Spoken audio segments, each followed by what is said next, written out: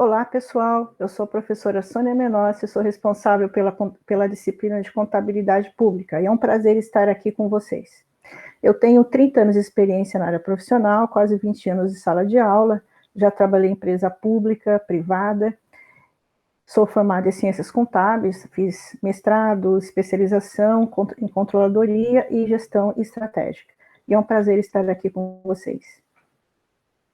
O tema da aula de hoje é contabilidade pública, campo de atuação e entidade pública. A contabilidade é uma ciência social aplicada com metodologia especialmente concebida para captar, registrar, acumular, resumir e interpretar os fenômenos que afetam as situações patrimoniais, financeiras e econômicas da entidade. Nesse sentido, a contabilidade é um grande instrumento para a tomada de decisão, transformar aqueles dados em relatórios, e esses relatórios serão utilizados no dia a dia para o processo de tomada de decisão. E eu sempre digo que a contabilidade é uma grande linguagem de negócios, não linguagem de negócios só no Brasil, mas uma linguagem de negócios mundial. E esses relatórios permitem que façam análises para a tomada de decisão. Nós fazemos contabilidade todos os dias e não nos atentamos ao fato. Por quê? Quando você faz a anotação de gasto, quando você anota que você comprou no supermercado, quando você pega o seu extrato bancário, você está fazendo contabilidade. Você só não sabia o nome, não é? Mas isso também é contabilidade. Nós podemos destacar aqui alguns tópicos relacionados à contabilidade. O objeto da contabilidade é o patrimônio. O objetivo é o de prover o máximo possível de informação. A finalidade da contabilidade é o planejamento, o controle, o auxílio no processo decisório. E o campo de aplicação são as pessoas tanto físicas quanto jurídicas. Ou seja, a pessoa física também tem contabilidade, assim como as empresas. Quando nós falamos de patrimônio, nós temos que entender primeiro o que é patrimônio. Patrimônio não é só o que você tem, mas também é o que você deve. Então, quando nós falamos de patrimônio, nós entendemos que patrimônio é o conjunto de bens, direitos e obrigações. Pense bem, quando você vai ao banco, você vai pedir um dinheiro emprestado, ou você vai fazer um financiamento da casa própria, pede o seu imposto de renda, né? Ou seja, além de ver o seu salário, quando olha o seu imposto de renda e também vê o seu financiamento, vê a sua conta bancária, vê quanto que você deve também. Assim é a empresa. E que nós entendemos de bens? Bens são coisas úteis que satisfazem as necessidades. Há bens tangíveis e intangíveis. O que são bens tangíveis? São bens corpóreos, máquinas, equipamentos, computadores. Intangíveis, por exemplo, marcas e patentes, direito de uso de software. Direito autoral. Quando nós falamos em direitos, nós estamos falando de valores a receber. Veja bem, a empresa, ela vende, ela tem direito de receber. Assim como a pessoa física tem o seu salário, e quando ela presta serviço também ela tem o honorário. E também o ente público, ou seja, a entidade pública também tem o direito, ela recebe, ela arrecada. E as obrigações são as dívidas, os exigíveis, ou seja, por exemplo, salários a pagar e contas a pagar de forma geral. Então, nós vamos transformar o patrimônio líquido em uma equação. Bens mais direitos menos obrigações. Por exemplo, se eu quero saber qual é o meu patrimônio líquido, eu vou somar quanto eu tenho de bens, vou somar quanto eu tenho de direito e tirar a minha dívida, tenho patrimônio líquido. Eu posso ter uma situação líquida positiva quando os meus bens e direitos superam as minhas obrigações. Também posso ter a situação líquida negativa quando as minhas obrigações superam meus bens e direitos. Também pode ser nula, quando os bens e direitos se igualam às obrigações. Essa é uma representação gráfica, nós vamos falar nas próximas aulas de forma mais específica sobre balanço patrimonial, mas aqui para a gente entender como nós vemos isso graficamente. Nós mostramos o balanço patrimonial, que é um grande resumo, é uma fotografia da empresa. Do lado direito, do lado esquerdo da tela, nós vemos que o ativo é onde nós colocamos os bens e os direitos, ou seja, quando eu falo em ativo, eu tenho que entender que ali tem bens e direitos. Como vocês podem ver, veículos, estoques, caixas, duplicados a receber e bancos. E do lado direito da sua tela, você pode observar que nós temos o passivo mais o PL. As obrigações são fornecedores, salários a pagar, e o patrimônio líquido, ali está escrito capital. Também no patrimônio líquido, nós também temos prejuízos e lucros. Veja bem, lógico que aqui nós mostramos de forma didática que nós somamos o bem e o direito, menos obrigações, a diferença é o patrimônio líquido. No dia a dia, evidentemente, nós não fazemos isso por diferença. Nós temos aí um relatório à parte, que nós chamamos de resultado, demonstração do resultado, onde nós pegamos as receitas menos as despesas e lá dá o lucro ou prejuízo. E esse que eu costumo brincar com os alunos, esse puxadinho, esse cálculo à parte, nós vamos somar, esse vai ser o patrimônio líquido, que nós vamos ver à frente depois das próximas aulas. Portanto, a contabilidade pública, ela é uma das vertentes, ela é uma parte da contabilidade geral, né? Ela é aplicada à contabilidade pública, ok? Aqui eu destaco alguns marcos, né, que são importantes para a área de contabilidade pública.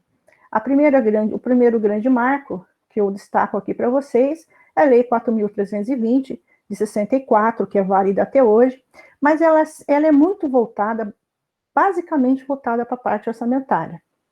E também a Lei de Responsabilidade Fiscal, né, de 2000, a 101/2000, que veio aí somar os esforços e sempre melhorando a questão pública.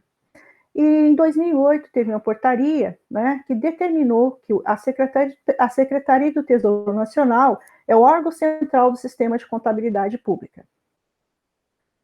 A Secretaria do Tesouro Nacional, ela edita, né, em consonância com o Conselho Federal de Contabilidade, ele edita o Manual de Contabilidade Pública do setor, né, Manual de Contabilidade aplicado ao setor público.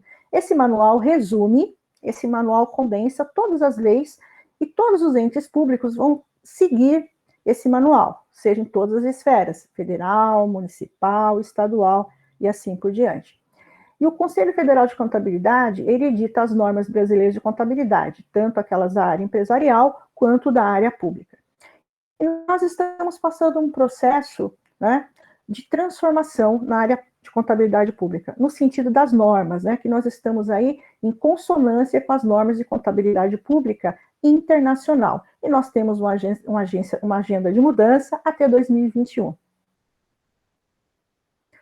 Então, qual é o campo de aplicação da contabilidade pública? A contabilidade pública é aplicada à entidade do setor público. Então, nós temos que entender o que é esse setor público, né? Nós já sabemos, nós vamos entender agora o que são essas empresas do setor público. O Código Civil, como outras leis que vieram, e mesmo as normas contábeis, né? E todo o entendimento da Secretaria do Tesouro Nacional, em consonância com as normas de contabilidade, com a legislação, aí vai a definição daquilo que se entende, que nós entendemos, né, que a legislação entende, que as normas entendem, que a Secretaria do Tesouro Nacional entende, no que tange a questão das empresas públicas, dos entes públicos. Estão compreendidos no conceito de entidade do setor público os governos nacional, aqui é a União, estadual, distrito, que é o Distrito Federal, e municipais e seus respectivos poderes. Ou seja, também aí estão aí os tribunais de contas, as defensorias e o Ministério Público, secretarias, órgãos, departamentos e agências, autarquias, fundações, que são instituídas e mantidas pelo poder público.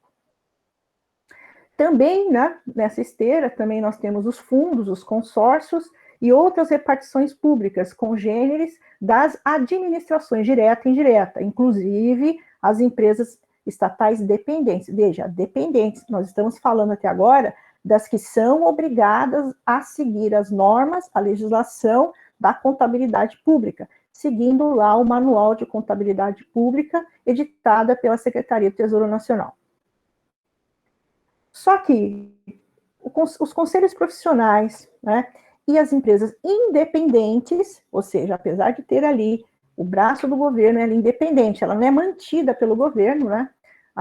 Elas não são obrigadas a seguir as normas da contabilidade pública. Lógico, ela vai seguir as normas da contabilidade, para outra legislação ligada à área privada. Mas, né, elas poderão, aí, de forma facultativa, também seguir a normatização do Manual da Contabilidade Pública aplicado ao setor, né, que é o MCASP, Manual de Contabilidade aplicado ao Setor Público, que é editada pela Secretaria do Tesouro Nacional, ela é facultativa. Mas também pode acontecer, né, por determinação de uma lei, que mesmo ela não sendo obrigada, ela terá que seguir essas regras, vai depender de alguns entendimentos, como tem acontecido aí nos últimos tempos. Também vale observar aqui a distinção entre o patrimônio público e o patrimônio contábil da administração pública. Veja bem, é bom ter em mente que os bens públicos de uso comum, generalizado, por exemplo, praças, né, etc., não integram o patrimônio dos órgãos de entidade. No entanto, vale observar aqui que a norma técnica de contabilidade aplicada ao setor público de uso comum segue a seguinte regra. Destaco aqui um pedaço da regra do setor público editado pelo Conselho Federal de Contabilidade, logicamente, aí em consonância com o manual que está lá em consonância com o que está escrito no Secretaria do Tesouro Nacional, no manual editado por eles. Então, a norma do setor público pelo Conselho Federal diz o seguinte, Federal de Contabilidade, estabelece os bens de uso comum que absorveram, vou ler novamente, que eu errei aqui, os bens de uso comum que absorveram ou absorvem recursos públicos ou aqueles eventualmente recebidos em doação devem ser incluídos no ativo não circulante. Aí segue a norma. O que isso quer dizer? Veja bem, quando você tem um bem que usou dinheiro público ou foi doado, ele é incluído no ativo não circulante, ou seja, você tem que registrar esse bem. Lembra lá, o ativo é onde eu registro os bens e direitos. Aí nós vamos entender mais para frente essas divisões de ativo circulante, não circulante nas próximas aulas. Mas ele tem que ser registrado, tem que ser absorvido pelo dinheiro público, tem que ser registrado de alguma forma. No caso, a contabilidade vai registrar no ativo. Bom, pessoal, foi um prazer estar com vocês. Um grande abraço, até a próxima.